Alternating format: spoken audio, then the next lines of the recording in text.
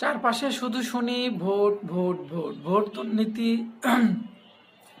বর্তমান ভোটের দুর্নীতি আর ভোট কেন্দ্রে গিয়ে দুর্নীতির কথা ছাড়া আর নিউজ পেপার কোথাও কোনো কিছু শোনা যায় না। কিন্তু কোনো একটা জায়গায় কোনো দল কোনো একটা কেউই বলে না যে ভোট কেন্দ্রে কেন আমরা যাব।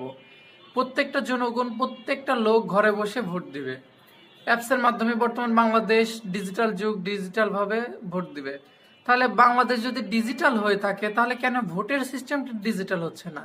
কেন এটার কেন হাই সিকিউরিটি থাকতেছে না? এটা আহ, যে বর্তমান কমিশনার, যে ভোটের যে দায়িত্বে থাকবে, যে প্রধান নির্বাচন কমিশনার, তার আন্ডারে এই অ্যাপসটা পরিচালিত হবে এবং এইখানে নিজস্ব আইডি কার্ড দিয়ে একটা ভোটই দেওয়া যাবে এবং ফিঙ্গারের সিস্টেমের মাধ্যমে। তাহলে এই সিস্টেম যাতে চালু করে বাংলাদেশে, আমি দেখেছি আরএফএল কোম্পানি, এই যে বিভিন্ন ধরনের কোম্পানি, আকিজ, বড় বড় টপ স্কোয়ার, সব কোম্পানিতে যখন এমপ্লয়াররা ঢুকতে বসে ফিঙ্গার লাগে, ফিঙ্গার ছাড়া কোনো কিছু চালু হয় না, কোনো কিছু হয় না।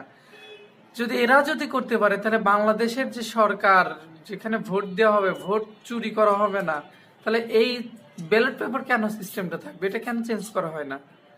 এই চেঞ্জটা কবে আসবে আর এই কথাটা মানুষ কবে বলবে যে আমরা ব্যালট পেপার চাই না, আমরা চাই একটা অ্যাপস, এবং খুবই শক্তিশালী একটা অ্যাপস যেটার মাধ্যমে ভোট আমরা দেশের সরকার নির্বাচন করব। যেমন আমেরিকাতে, বিভিন্ন দেশে, আমেরিকাতে কিন্তু ভোট চুরি ওইভাবে হয় না।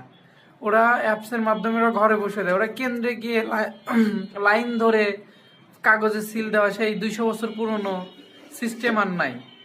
এখন আপনারা যদি মনে করেন যে ভোট চুরি হবে না, কোনো দুর্নীতি হবে না, তাহলে এই সিস্টেমটা চালু করেন।